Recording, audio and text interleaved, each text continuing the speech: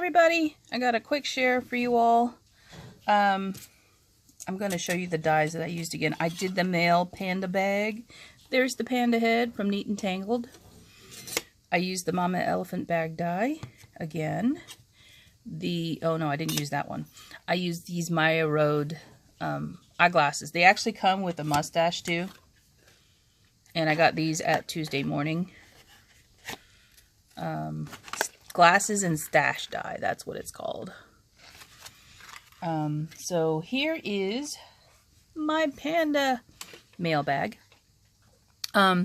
This is also paper from Papertrey Ink, and it is the Blueberry Sky Bitty Big. So on the reverse side, there's a smaller pattern of the plaid, and I used it for the glasses. And the way that I did the glasses is to cut four different layers of the black cardstock and layered them up using some glue. And then I put the patterned Bitty Big on top of it as the final layer and used some of my Nuvo crystal drops, which is the clear one, dries clear, on top of the glasses to make them look glossy. I should have probably put some acetate in there, but I was not thinking. I thought it turned out super cute. So here's the male one, and then here's the female one. Little different, but really cute. So anyway, that's my quick share, and I will be back. Hey guys, I wanted to share some storage solutions that I have for my Papertrey Ink collection, I should say. Stamps and dies. This is not glamorous, but I have to show it. This is inside of my studio. Over here on the left is a IKEA mom drawer, dresser drawer. And the dresser actually has all of my Christmas supplies in it. And the reason I'm telling you that is because this CD tower or DVD tower that I purchased at a thrift store was painted. And I use it to store my Christmas, or actually my Papertrey Ink holiday Christmas stamps or fall stamps, because right now all of my non-Christmas holiday stamps, or fall type stamps, are in my stamp area inside the house. So I do switch them out because I do most of my stamping inside in the house. And a lot more of my other type of crafting and storage out here in the studio. It's just been very convenient for me, especially during the week when I don't want to have to come out here and heat up the whole, or cool down the whole studio for the few hours that I'm going to be in here. So mostly in here on the weekends. But this DVD rack has just the dies and stamps for the holidays, with the exception of my Make It Market kits, because I don't store them in the same manner, and I will show that in the second part of this video. So just wanted to let you know, these are all of my stamps and dies for Christmas and the fall time of the year, and I switch them and bring them inside the house, bring the others out here, and store them out here. So I'll put them in this rack. If they don't fit in this rack, I have a filing cabinet that I store them in where all my stamps are. Okay? And be right back. Hey guys, so I'm back. Okay, so now I'm in the stamp room. And this was my old craft room before we had the studio built. And so I'm actually towards the front of the house. We have a sun porch in here, and this is where I keep the other portion of my Papertrey Ink collection. This is a DVD rack that I got at a thrift store also. It is from IKEA though. You can see here I've got extra shelves in it because I'm not using them. But you can see all of the rest of my Papertrey Ink collection, and it goes to the ceiling. It's a pretty tall unit. But it has stamps and dies, and they are categorized in some fashion. But I used a mix of these Stampin' Up! Double wide DVD cases and the regular size ones too, to store some of my stamps. And then I also use the pockets, plastic pockets for stamps and dies. And because Papertrey has the index sheets in there, you have a good view of what's actually in here. See, I keep two of these sets together because this is Graceful Greetings 1 and 2 together in the same pocket. And so because I pulled out a sentiment, I know that this whole shelf is probably all different types of sentiments. I also have this area here. You can see some of these are just grouped together, like these two are rubber banded together. And it's because I think they're related, the stamp sets or die sets. Or they came out with a series and they just don't fit together in one of the small pockets. So I have some of those like that. These are some of the newer ones that have come out sitting on the top because I want to use them.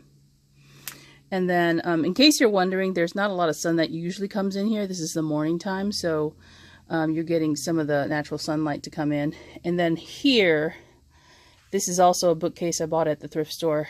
I just happened to rearrange some of the things in my room. There's empty cases here. These are Unikeep cases that I got on Amazon. And these are my Make It Market kits that are pretty large. They have 8.5 by 11 pieces of paper in them.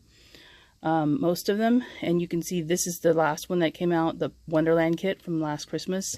It's pretty full. You can see several packs of paper.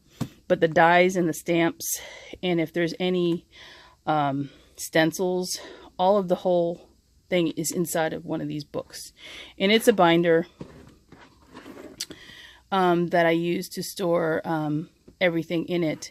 I will open one up to share with you what's in it.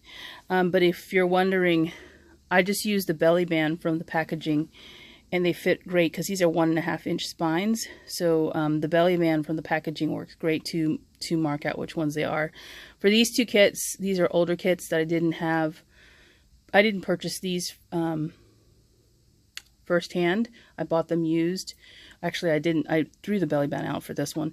But this is Tinsel and Tags, and I purchased that used, so I didn't get the belly band for that. Made my own, and these are empty ones. Down at the bottom, these are full, but they're not Papertrey ink. These are my Magnolia Doohickey kits, the volume kits, and I've decided to store them the same way. Most of them are just dies because they're doohickey kits, but there are some that are vintage kits which have the stamps included in them. And I think these two are vintage kits. There's a Christmas only one, and then the rest of them are just regular different themes. So I'll share one of these so you can kind of see what that looks like, and I'll probably share one of the fuller ones, okay? 1 second. All right, I'm back. So this is one of the cases that I pulled out of the bookcase. It's the All Through the House kit, and as I said, I made this spine myself because I didn't keep the belly band back then when I bought this. I insert the index sheet in the front cover because there's a clear overlay on these. I purchased these off Amazon. They're $3 no, $19.99 for 3, and I have Prime, so I don't have to pay shipping. And they are snap closure. I believe Crafter's Companion used to sell these, but this is the brand, Unikeep. If you look up Unikeep ring binder, you should find it pretty easily. So on the inside, as I said, I do store my paper, and this happens to be an open pack of the 8.5 by 11 paper. It's in this binder because it is a larger kit, so I have extra packs as well that are still in the shrink wrapped. And this one's actually in a clear folder that fits regular 8.5 by 11 paper, and I don't remember where I got these from, but I don't know if they still make them. So it's just in a pocket that, you know, I can open up if I want a piece of paper out of it. It's also got some die cuts in here. So Crafter's Companion also used to make these panels, stamp and die panels, and I don't actually store my stamps on them because I'm just too lazy to pull them off the index sheet and stick them here. There's too much of that, so I would rather have it still on the little sheet it came on. So there's a die set here, but there's also a die set in this folder here. Now these are folders from Anna Griffin. They're her stamp folders, and the reason I have this die in here is because it fits on a smaller magnet sheet, and I didn't have to use a whole size sheet for this. Now I have found a substitute for this from Magnet Valley. For these are 8.5 by 11 punched sheets. Magnet Valley has a very similar what do you call it? They have a very similar product, but it doesn't have holes. So you would have to punch the holes, probably with a big bite, because this is very thick. The difference between this and the Magnet Valley one is it's adhesive on one side. It's not this stamp panel here, which is fine because I don't use the other side anyway.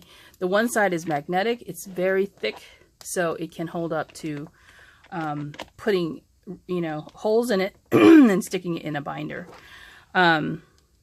So there is the other set of dies here on a 5x7 sheet, magnetic sheet. And then here is the stamps. So if I had stencils, I would probably also stick them in this pocket, because they typically fit inside of the pockets here, because I think their stencils are 6x6. So that's how I store my Papertrey ink products. I do have a few more that I have to put away.